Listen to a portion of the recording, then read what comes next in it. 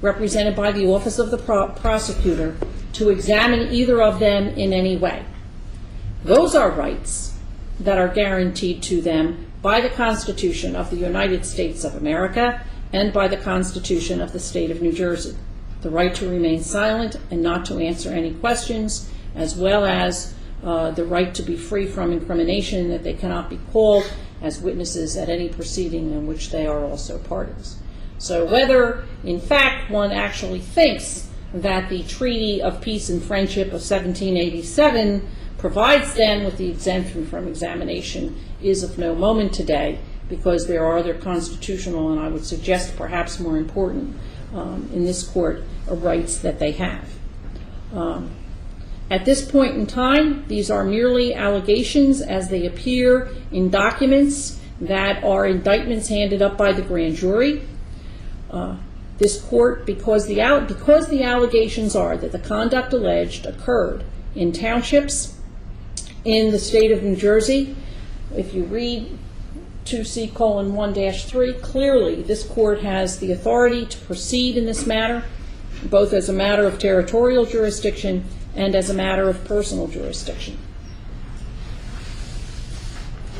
If I understand the argument that is made by the defendants, and if I can construe the filings that they have made, they argue that because they are citizens of a foreign nation, they are not subject either to process of the courts of the state of New Jersey, nor to any of the proceedings of the courts of the state of New Jersey. I am satisfied from reviewing the information that has been presented that they are wrong in their belief that this is so.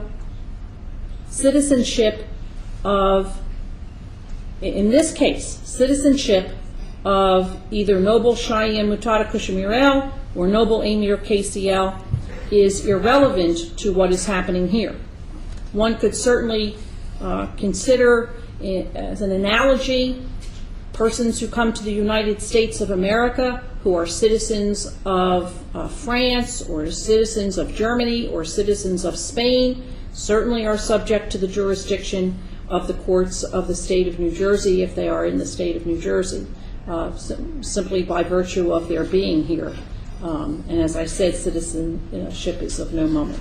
Accordingly, the motions to dismiss that have been filed by Noble Cheyenne Marrakush Murrell and Noble Amir KCL are denied, and these matters will proceed as we normally proceed with matters that are listed in the criminal division.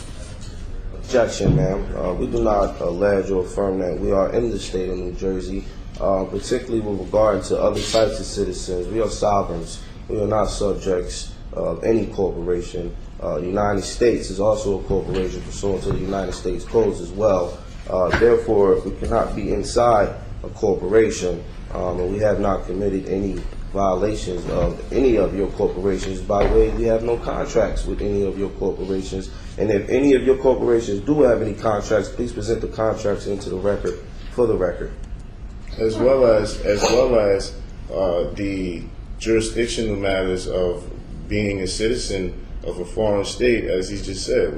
No one never proclaimed or put on record, I know I haven't and I know he hasn't, that we were citizens of any foreign state, as well as, according to case law, federal case law, treaties are supposed to be interpreted as they were. The statute, could you repeat that statute? The Jersey Current Statute 1:13. Yes, it says in there that the state does not have authority to limit or enlarge the rights of treaties. So you're trying to interpret a treaty from 1787, you're not authorized nor qualified to do so.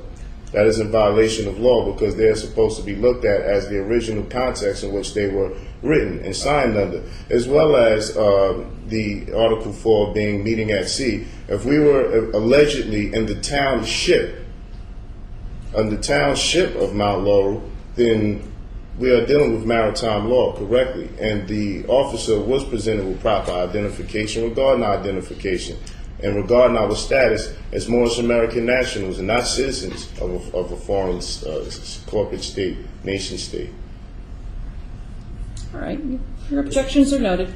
And as well, to add for the record, diversity of citizenship is an automatic element to affirm that this particular court does not have the proper jurisdiction or authority to adjudicate. The only court within the United States infrastructure that has a glimpse of authority to hear this matter is the United States District Court of New Jersey, pursuant to Article 3, Section 2 of the United States Constitution.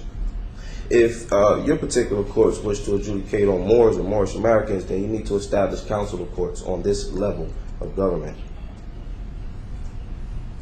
All right. Now that I have decided the issue of jurisdiction, these matters are able to proceed, as I indicated before, according to the usual procedure that we have.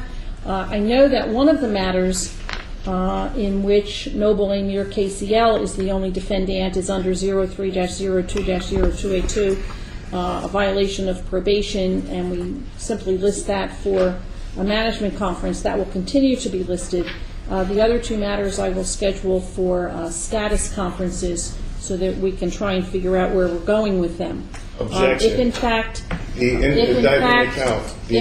indictment account, you said the indictment is not an account. On the green sheets provided by this court, as well as other documentation, it has the indictment listed as an account. It says it's an indictment account.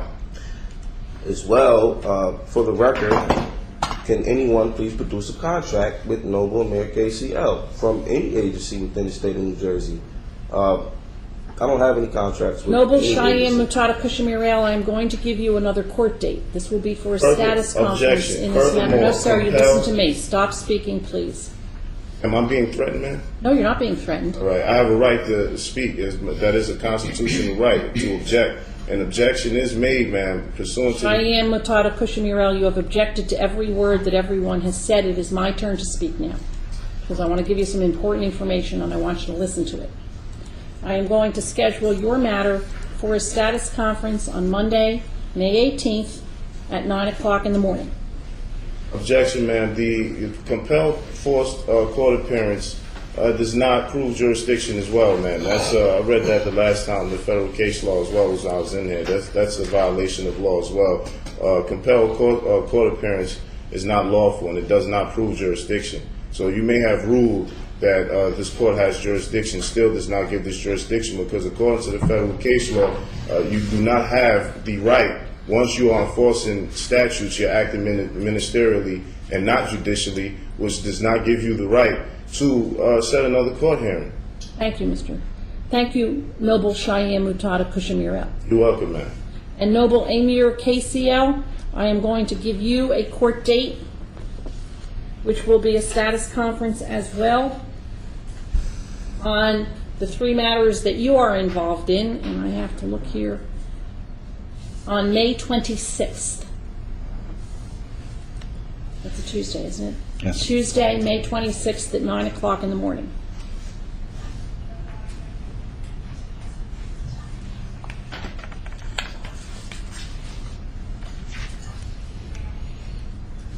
Any questions? Yes, for the record, ma'am, I would need the identification of the male sitting to your right and the female sitting to your left, and anyone else that is unidentified in this courtroom. All right, thank you very much. Court is in recess.